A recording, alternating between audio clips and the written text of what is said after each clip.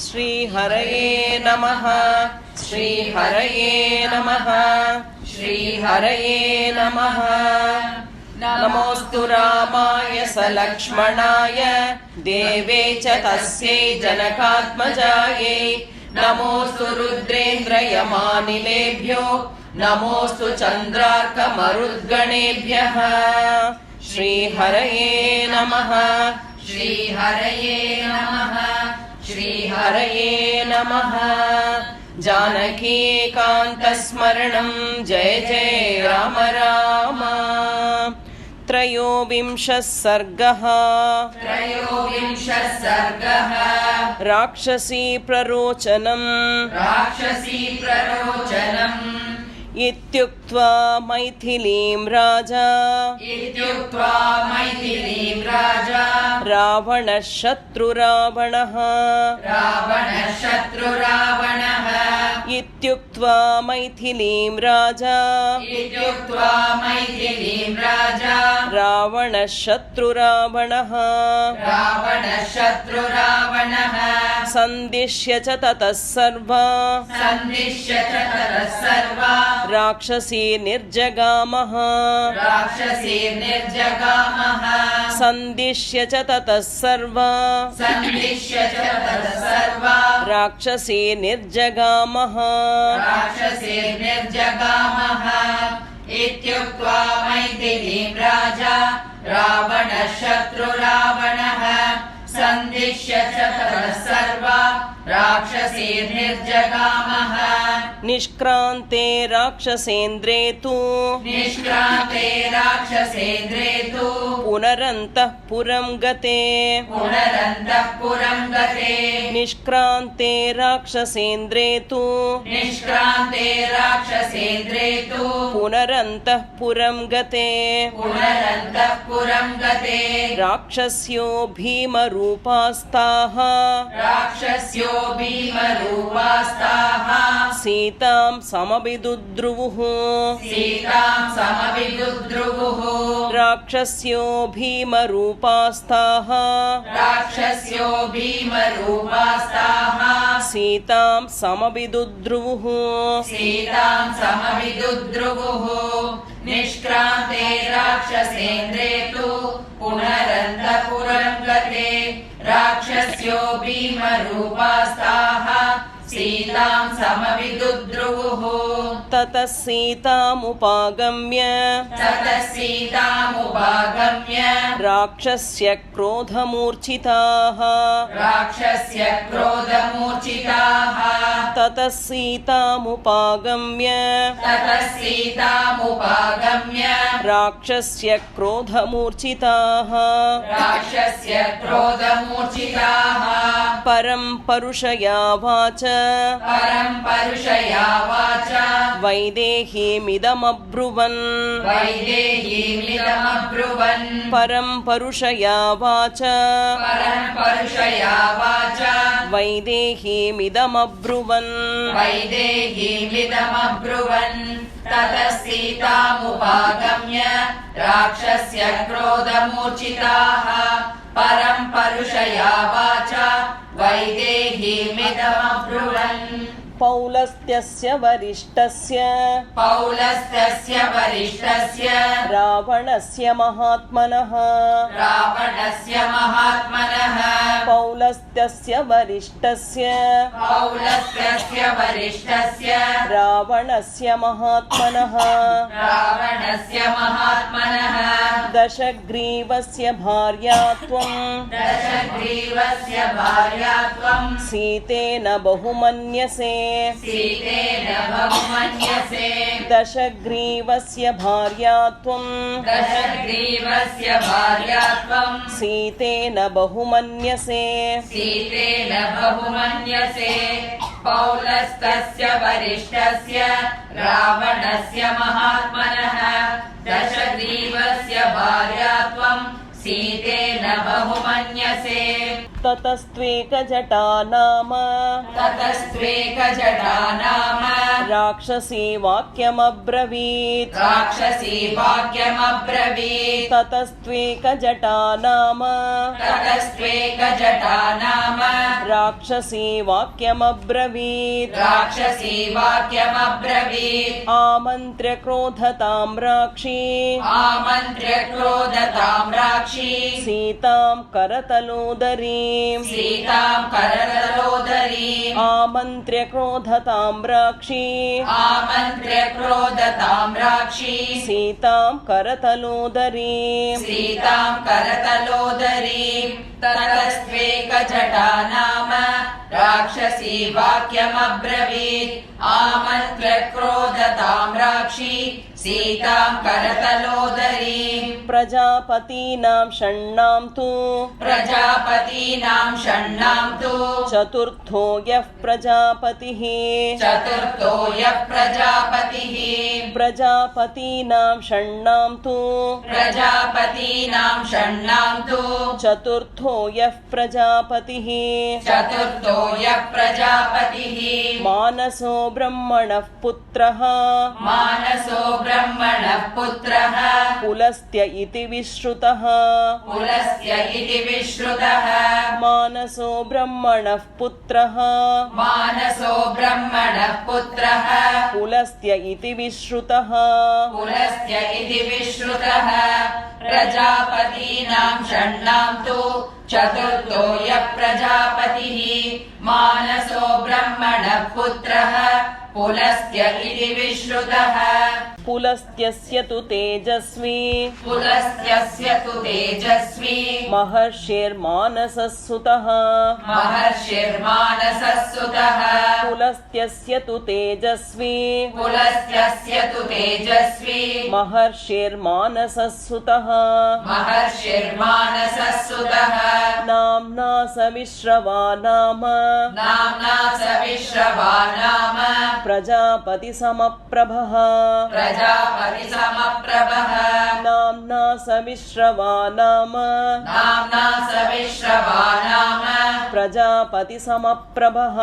प्रजापतिसमप्रभः पुलस्त्यस्य तु तेजस्वी महर्षिर्मानसः सुतः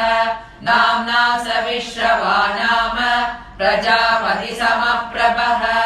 तस्य पुत्रो विशालाक्षी तस्य पुत्रो विशालाक्षी रावणः शत्रुरावणः रावणः शत्रुरावणः तस्य पुत्रो विशालाक्षी तस्य पुत्रो विशालाक्षी रावणः शत्रुरावणः रावणः शत्रुरावणः तस्य त्वं राक्षसेन्द्रस्य तस्य त्वं राक्षसेन्द्रस्य भार्या भवितुमर्हसि भार्या भवितुमर्हसि तस्य त्वं राक्षसेन्द्रस्य तस्य त्वं राक्षसेन्द्रस्य भार्या भवितुमर्हसि भार्या भवितुमर्हसि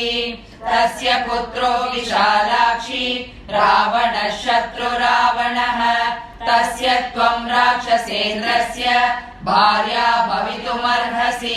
मयोक्तं चारु सर्वाङ्गी मयोक्तं चारु सर्वाङ्गी वाक्यं किं नानुमन्यसे वाक्यं किं नानुमन्यसे मयोक्तं चारु सर्वाङ्गी मयोक्तं चारु सर्वाङ्गी वाक्यं किं नानुमन्यसे वाक्यं किं नानुमन्यसे ततो हरिजटा नाम ततो हरिजटा नाम राक्षसी वाक्यमब्रवीत् राक्षसी वाक्यमब्रवीत् ततो हरिजटा नाम ततो हरिजटा नाम राक्षसी वाक्यमब्रवीत् राक्षसी वाक्यमब्रवीत् मयोक्तं चारु सर्वाङ्गी वाक्यं किं नानुमन्यसे ततो हरिजटा नाम राक्षसी वाक्यमब्रवीत् विवर्त्य नयने कोपात् विवर्त्य नयने कोपात् मार्जारसदृशे क्षणा मार्जारसदृशे क्षणा विवर्त्य नयने कोपात् विवर्त्य नयने कोपात् मार्जारसदृशेक्षणा मार्जारसदृशेक्षणा येन देवास्त्रयस्त्रिंशत् येन देवास्त्रयस्त्रिंशत् देवराजश्च निर्जिताः देवराजश्च निर्जिताः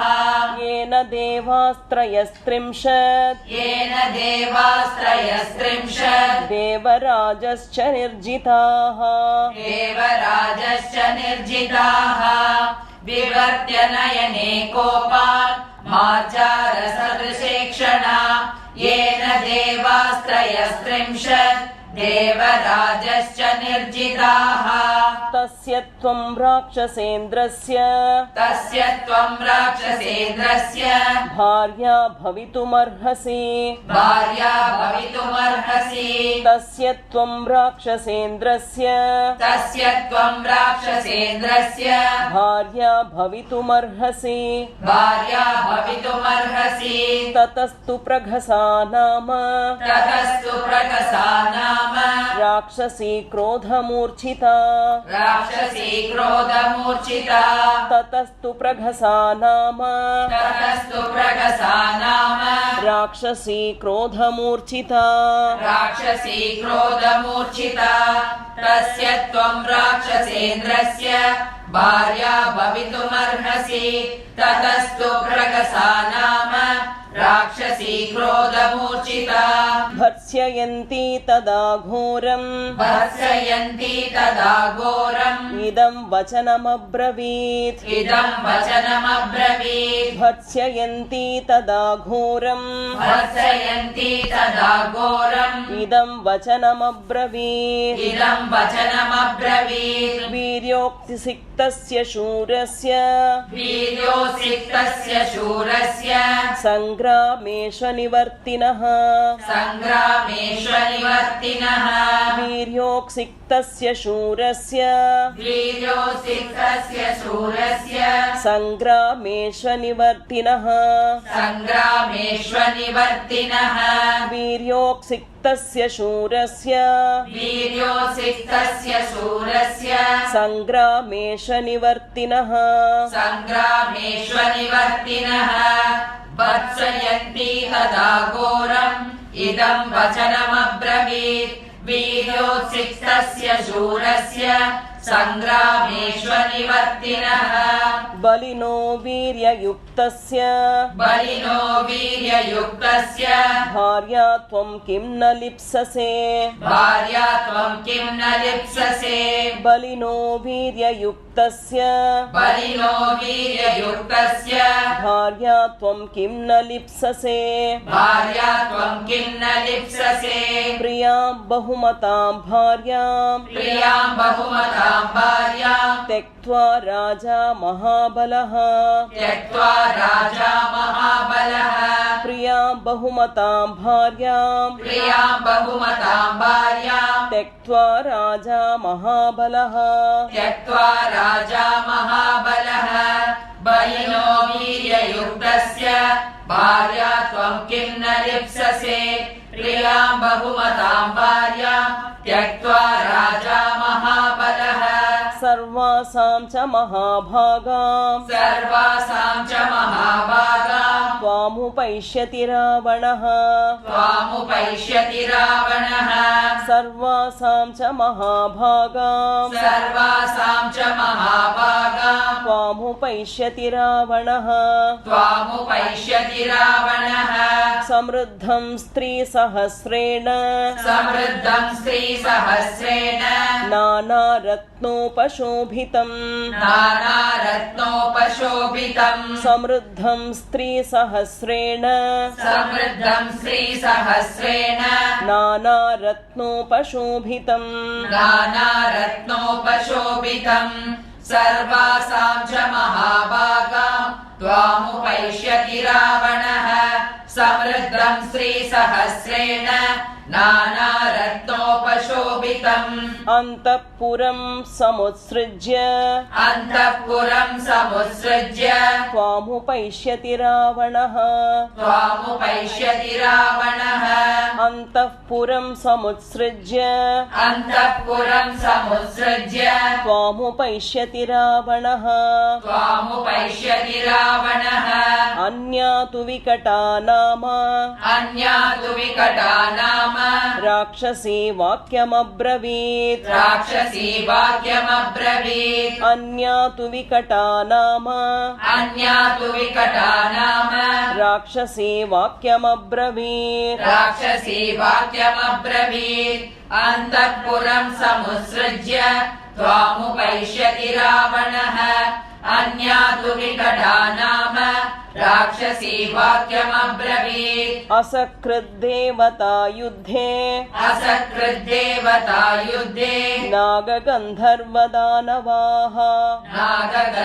नागगन्धर्वदानवाः असकृद्देवता युद्धे असकृद्देवता युद्धे नागगन्धर्वदानवाः नागगन्धर्वदानवाः निर्जिता समरे येन निर्जिता समरे येन सते पार्श्वमुपागतः सते पार्श्वमुपागतः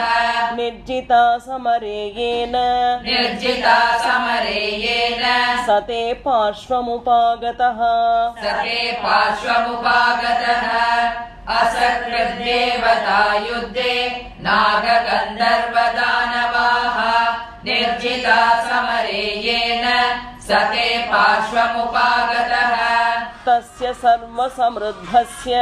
तस्य सर्वसमृद्धस्य रावणस्य महात्मनः रावणस्य महात्मनः तस्य सर्वसमृद्धस्य तस्य सर्वसमृद्धस्य रावणस्य महात्मनः रावणस्य महात्मनः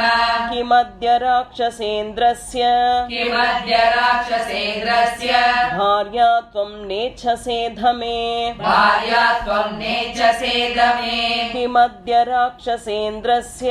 किमद्य राक्षसेन्द्रस्य भार्या त्वं नेच्छसेधमे भार्या त्वं नेच्छसेदमे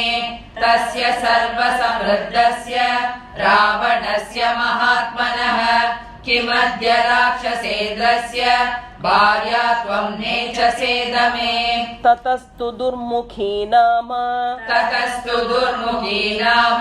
राक्षसी वाक्यमब्रवीत् राक्षसी वाक्यमब्रवीत् ततस्तु दुर्मुखी नाम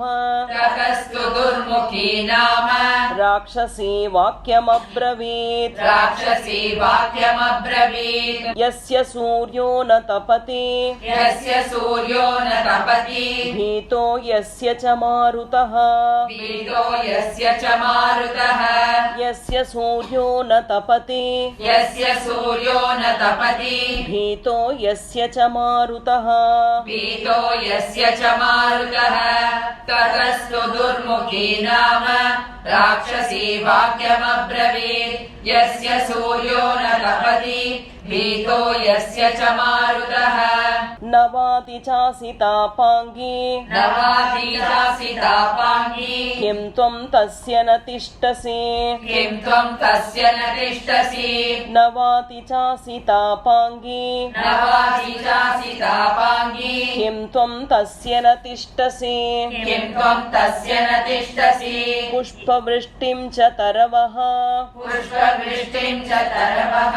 मुमुचोर्यस्य वैभयात् मुमुचुर्यस्य वैभयात् पुष्पवृष्टिं च तरवः पुष्पवृष्टिं च तरवः मुमुचोर्यस्य वैभयात् मुमुचोर्यस्य वैभयात् नवातिजासितापाङ्गी किं त्वं तस्य न तिष्ठसि पुष्पवृष्टिं च तरवः मुमुचुर्यस्य वै भयात् शैलाश्च शुभ्रोपानीयम् शैलाश्च शुभ्रपानीयम् जलदाश्च यदेच्छति जलदाश्च यदेच्छति शैलाश्च शुभ्रोपानीयम् शैलाश्च शुभ्रपानीयम् जलदाश्च यदेच्छति जलदाश्च यदेच्छति तस्य नैऋतराजस्य तस्य नैऋतराजस्य राजराजस्य भामिनी राजराजस्य भामिनी तस्य नैऋतराजस्य तस्य नैऋतराजस्य राजराजस्य भामिनी राजराजस्य भामिनी शैलाश्च शुभ्रपानीयम् जलदाश्च यदेच्छति तस्य नैऋतराजस्य राजराजस्य भामिनी किं त्वं न कुरुषे बुद्धिं किं त्वं न कुरुषे बुद्धिम् भार्यार्थे रावणस्य हि भार्यार्थे रावणस्य हि किं त्वं न कुरुषे बुद्धिं किं त्वं न कुरुषे बुद्धिम् भार्यार्थे रावणस्य हि भार्यार्थे रावणस्य हि साधुते तत्त्वतो देवी साधु ते तत्त्वतो देवी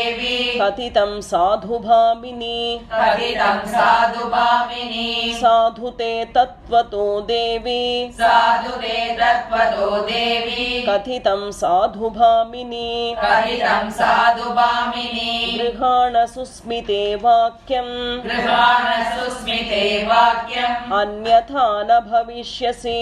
अन्यथा न भविष्यसि गृहाण सुस्मिते वाक्यम् गृहाण सुस्मिते वाक्यम् अन्यथा न भविष्यसि अन्यथा न भविष्यसि किं त्वं न कुरुषे बुद्धिम् भार्याते रावणस्य हि साधु ते तत्त्वतो देवी कथितं साधु भामिनी गृहाण सुस्मिते वाक्यम् अन्यथा न भविष्यसि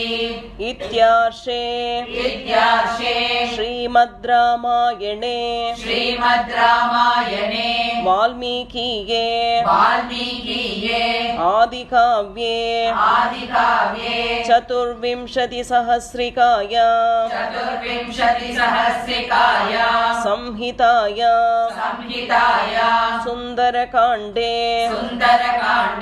राक्षसी प्ररोचनं नाम त्रयोविंशः सर्गः श्रीहरये नमः श्रीहरये नमः श्रीहरये नमः जानकीकान्तस्मरणं जय जय राम राम।